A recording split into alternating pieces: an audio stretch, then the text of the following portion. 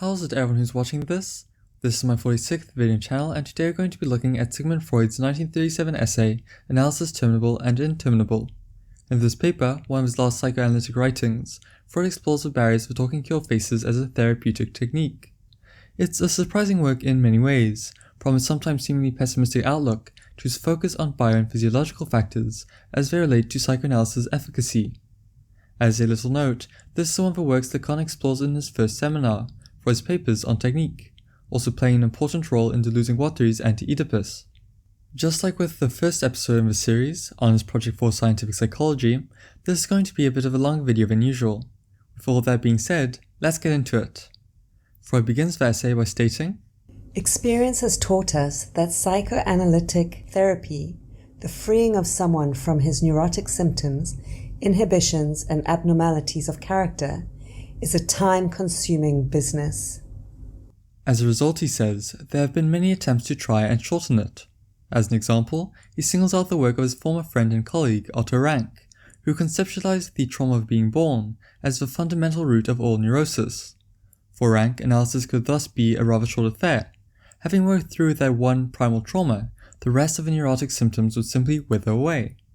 However, in Freud's eyes, such a viewpoint is equivalent to a fire brigade going to a house which was set alight by an oil lamp and simply removing the cause in question, then calling it a day.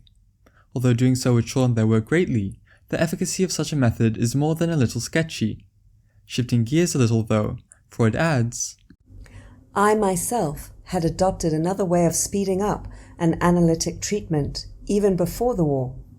Essentially, when faced with the case of a patient who had become comfortable in the stage of analysis, with no progress being made, Freud told him that he would continue treatment for only a year longer.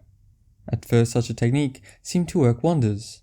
Resistances melted away, and in just a few months, Freud thought he was cured for good. However, near the end of World War I, the patient came back. The work wasn't complete. Although Freud would eventually get to a point with him where he felt mostly normal, he would still continue to suffer attacks connected to his neurosis, notably to pieces of his childhood that Freud failed to uncover during the original analysis. This comprises the greatest problem associated with the technique of limiting treatment. Although it sometimes leads to certain bits and pieces becoming more and more accessible, it also undoubtedly leads others to be buried deep inside the unconscious and away from the analyzer's grasp. Moreover, once a limit has been set, it's impossible to change it. Doing so would cause the patient to lose all trust in their analyst. However, ending this section, Freud stresses that this isn't at all to say that he can't try to speed up analysis this way. Rather, it's simply a deeply complicated operation, which must be undertaken with the utmost precision. As he says, "A miscalculation cannot be rectified. The saying that a lion only springs once must apply here." Moving on, Freud says that this problem of how to speed up analysis reveals another, even more fundamental question. Is there such a thing as a natural end to analysis? To figure this out, we first need to undo some of the ambiguity found in the phrase "the end of analysis" itself. At first, this seems pretty straightforward. The end of analysis is when the analysand and analyst stops meeting, usually because the former is no longer experiencing neurotic symptoms that interfere with their daily life. However, for Freud, this would more accurately be termed a complete analysis. In his mind, the end of analysis implies something much more ambitious. What we are asking is whether the analyst has had such a far-reaching influence on the patient that no further change could be expected to take place in him if his analysis were continued. There are a couple factors that Freud isolates as important to whether or not such an outcome is even possible. These are a lack of alteration to the analyzand's ego and a specifically traumatic cause to the neurosis being treated. The first of these is something he'll explore later in section 5, but for now it's the second that matters.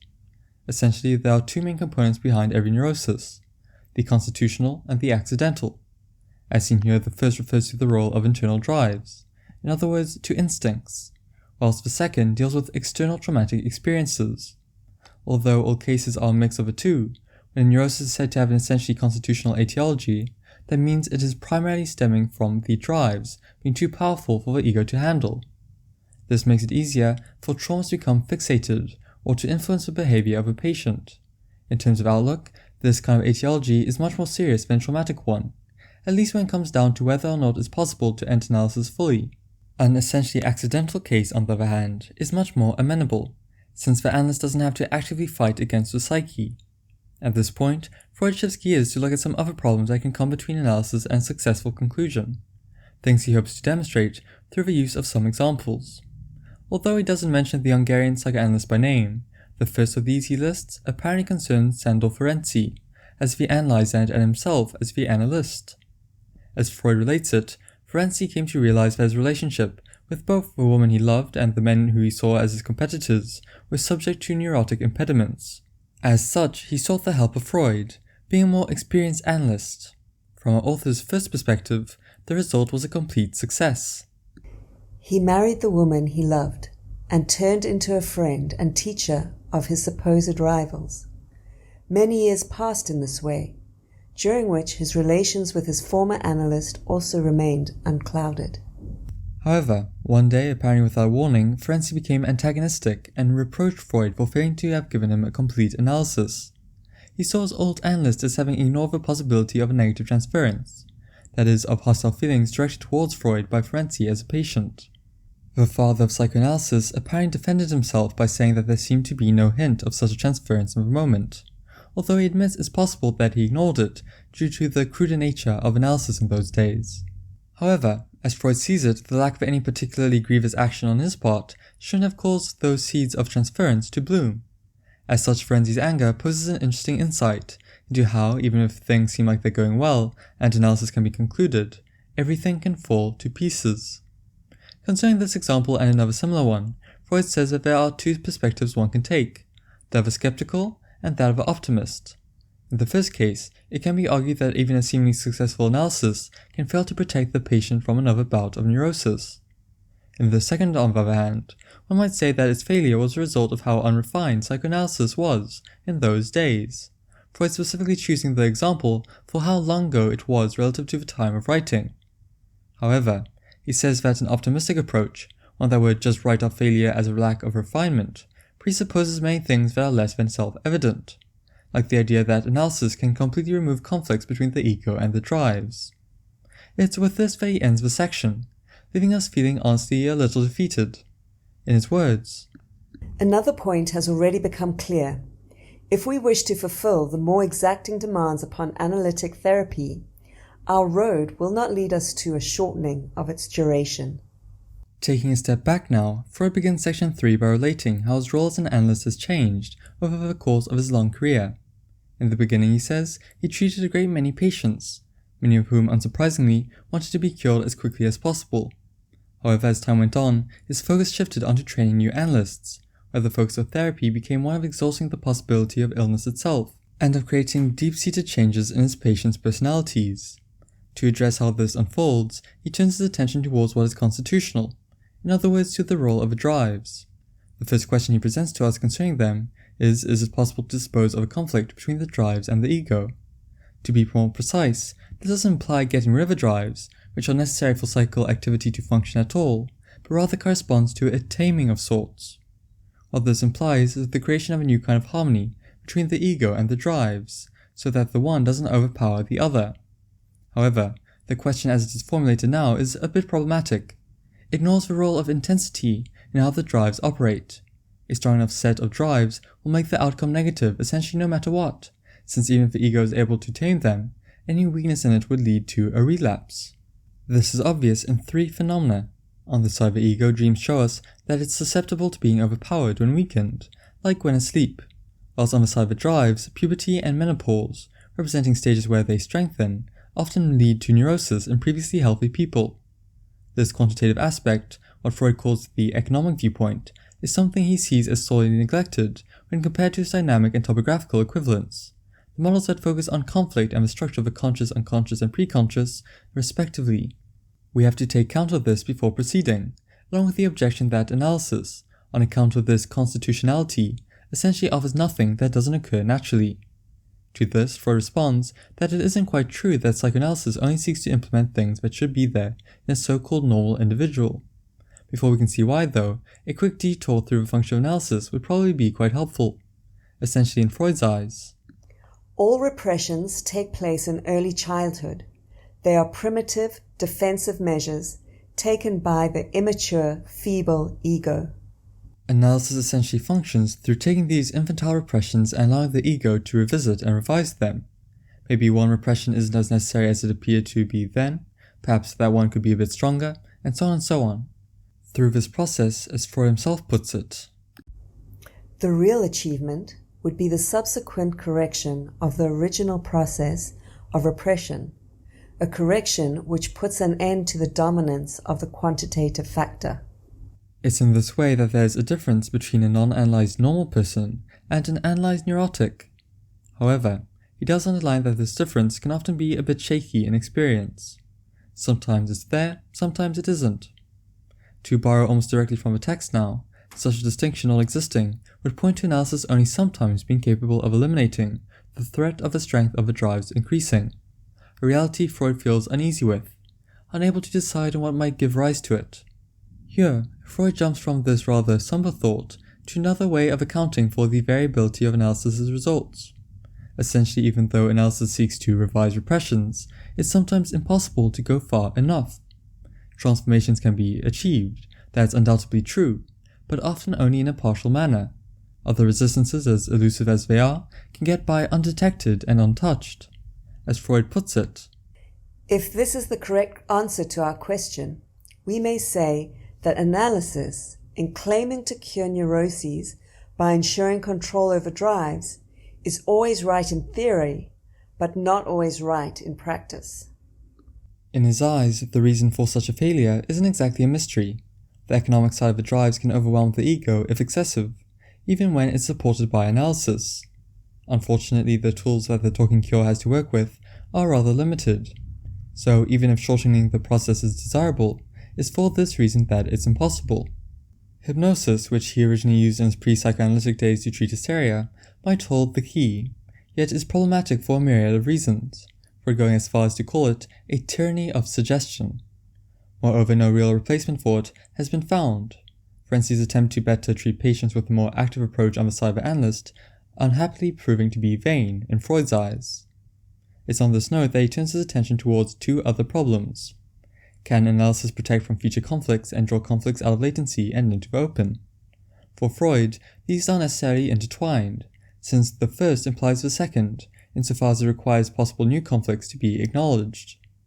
Giving a fairly blunt response to these questions, he states, however much our therapeutic ambition may be tempted to undertake such tasks, experience flatly rejects the notion. This is because of the fact that a drive conflict, if not already manifest, cannot be influenced via analysis. In rather eloquent words, he draws a parallel between treatment and the old maxim of letting sleeping dogs lie. If the drive conflict is only latent, that's to say, if the dogs are really sleeping, it's not in the analyst's power to wake them. However, this situation gets a bit more complicated if examined more closely. Freud's focus now is to see what tools an analyst has at their disposal to try and draw conflicts out into the open. As he sees it, there are two ways forward: attempting to make the disturbance active, or discussing it in analysis and explaining its possibility to the analysand. Concerning the first of these, although it's true that analysis always involves a similar technique, where pre-existing conflict is brought to its fever pitch, Freud sees the activation of new conflicts as simply unethical. As he says, must the analyst take responsibility for destroying a marriage, or causing the patient to leave the job they depend upon? Moreover, as far as he can tell, all the creation of a new conflict does is lengthen and complicate treatment. When it comes to the second, it isn't much more promising. An analyzer and listening to the analyst drone on and on about all the possible things that could possibly go wrong might find the words interesting, but not really all that meaningful. It's just like sex ed in a way, he says. To borrow his words, after such enlightenment, children know something they did not know before, but they make no use of the new knowledge that has been presented to them. It's with this that we get to section 5, where Freud's focus falls squarely on what he earlier described as the alteration of the ego, another factor that determines whether or not an analysis can be effectively brought to its end. However, before he begins, he adds something of a disclaimer. Anything he says about the topic will undoubtedly prove to be rather inadequate. Nevertheless, he continues forward. In words that probably kept Lacan up at night, he describes analysis as consisting of allying oneself with the ego of a patient in order to bring rogue portions of the id, in other words the realm of drives, to order. However, a major problem faces this endeavor. It requires the ego to be healthy, something Freud sees as being nothing more than an ideal fiction, just like the myth of a truly healthy individual. When it comes to the alteration of the ego, this essentially just refers to how far away it is from that ideal. Again, we're faced with the problem of constitutional and accidental factors, the second being substantially easier to treat, as was the case for neuroses themselves. To elaborate, acquired alterations take hold early on in development. They consist of the ego learning, through experience, how to treat the id as an external danger. It basically comes to fight on two fronts, trying to protect itself from both the drives and the external world through the use of what psychoanalysts call the mechanisms of defense. In a rather sweet moment, he cites his daughter Anna Freud as a pioneer in working out the vast multiplicity of these mechanisms. For them, the whole neurotic process stems from the defense of repression, something we touched on just a short while back. However, it acts rather differently compared to its peers. We may say that repression has the same relation to the other methods of defense as omission has to distortion of the text. Basically, it functions through hiding memories wholesale, instead of directly manipulating them, like for example occurs in reaction formation, defined by the exaggeration of things opposite to the anxiety-provoking thought. However, repression is never truly effective. You can't just run away from your problems. All it does is add blind spots. It's in this way that the defensive mechanisms can paradoxically become dangers in their own right. The ego needs them, it's true, but they enact a heavy price on the economy of the psyche. Moreover, they persist even after the event that requires them has disappeared. For Freud, the defenses inevitably become infantilisms, bits and pieces from childhood that come to define how a person acts late in life when faced with vaguely similar situations. In a word, they alienate the ego more and more from the external world, laying the groundwork for neurosis to break out. However, as Freud says, it isn't really the pathogenic potential of the defenses that interests us here. Rather, he wants to examine how they influence the outcome of treatment. Basically, exploring the mechanisms through their reenactment comprises half of the analytic task, alongside the search for what is hidden in the id. Interestingly, the ego, as their sum, essentially treats recovery as a danger or threat, given that analysis progresses through breaking down its dams against unpleasure. This poses a massive problem, as it creates the conditions for negative transference to bloom. Analysis is uncomfortable, to say the least. As such, to borrow Freud's words once again, the patient now regards the analyst as no more than a stranger who is making disagreeable demands on him, and he behaves towards him exactly like a child who does not like the stranger. Concluding this section is for this reason that the phrase alteration of the ego is so important. The defenses essentially cause it to drift away from the fictive ideal of a healthy ego that would fully comply with treatment. Here he shifts away from the acquired part of the ego to its constitutional portion. In Freud's opinion, there's no reason to dispute the idea that there's some innate factor at play in its formation. This can be seen in how most people only make use of a few specific defenses, which are deployed again and again, something that implies there's some kind of disposition underlying their function. In a rather Lamarckian manner, he describes how these are themselves partially influenced by the acquired side of our ancestors' ego, something I suppose might fit in with epigenetics today. Taking a step back, when archaic heritage is discussed in psychoanalysis, it's usually in relation to the id. See for instance Totem and Taboo, or Moses and monotheism. However, as Freud underlines, the ego and the id are originally one, only becoming distinguished late in life. This is quite an important point, since it points towards the existence of another collection of resistances, those emanating from the id itself. However, as Freud himself puts it, the whole field of inquiry is still bewilderingly strange and insufficiently explored. Regardless, we can find one example in the idea of libidinal adhesiveness, basically the degree to which a patient can detach their libido, a kind of psychical energy that finds its source in the id's drives, from objects like friends, family, and so on and so on.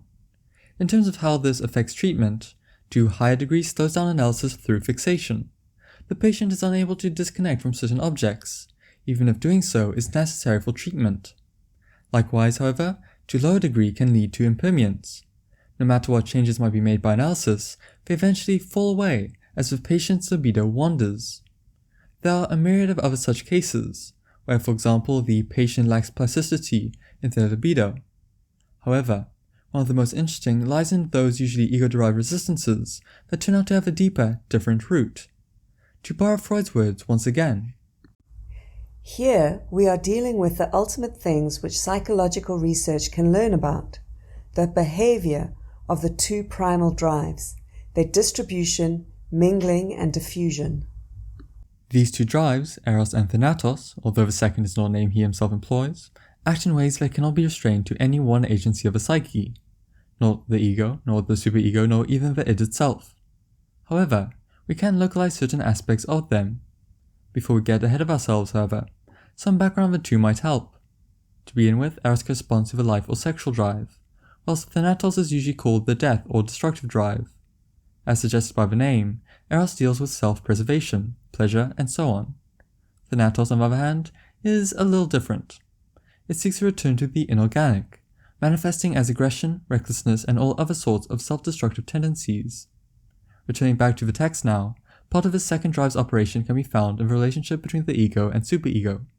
Here the latter produces a sense of guilt and a need for punishment.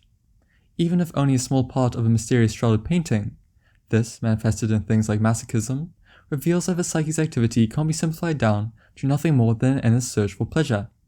Again, as Freud puts it, only by the co-current or mutually opposing action of the two primal drives, never by one or the other alone, can we explain the rich multiplicity of the phenomena of life. To demonstrate this all, Freud decides to focus on bisexuality. In the psychoanalytic framework, everyone begins life as bisexual, with a non-specialized libido. It's only later on that hetero and homosexuality have a possibility of forming. However, even then, bisexuality remains hidden in one way or another. When it comes to Thanatos, it becomes apparent in how violent the conflict between a manifest heterosexuality and a latent homosexuality, or for that matter vice versa, can be for the psyche. Without the aggressive drive, there wouldn't really be any reason for this. Why must one sexuality be so brutally suppressed by the other? However, add Thanatos into the mix and it all becomes a bit clearer. Now we see that it's essentially a way of internalizing aggression, directing it towards something inside the psyche, rather than outwards towards others. It's on this note that I'd like to move on to section 7, with the duality of the drives in mind. Freud begins the penultimate part of Analysis Terminable and Interminable by discussing a statement read by Ferenczi at the Innsbruck Psychoanalytic Congress in 1927. Analysis is not an endless process, but one which can be brought to a natural end with sufficient skill and patience on the analyst's part. In Freud's eyes, this encapsulates the analytic experience. One mustn't shorten analysis, but rather deepen it. Moreover, it reveals just how important the analyst themselves is in the outcome of treatment. By necessary consequence, their personality comes to be placed on the pedestal of so-called psychical normality. As such, the analyst's position can be quite daunting and exacting. In Freud's words, where and how is the poor devil to acquire the ideal qualifications which he will need in his profession? The answer is, in analysis of himself. The purpose of this is essentially to firstly completely affirm the existence of the unconscious in the aspiring analyst, to secondly allow them no surprise when it comes to the emergence of repressed material, and thirdly to give them the sample of a technique they themselves will employ. However, there is also an unintended consequence linked to this, the possibility of the new analyst inadvertently learning how to use defenses to divert attention away from them and their own problems. Another similar danger of analysis lies in how constant preoccupation with the repressed can lead to the analyst's own mental health taking a toll. These and other such risks don't just impact themselves, but also their patients. As such, Freud recommends that every analyst should periodically, at intervals of 5 years or so, submit themselves to analysis once more, without feeling ashamed of taking this step. In this way, the analyst's own analysis becomes an interminable thing. There should be no end to their own treatment. However, as Freud himself puts it, this isn't to say that psychoanalysis itself is an endless business. Rather, every analyst knows of cases where they bid their analyzer in farewell permanently.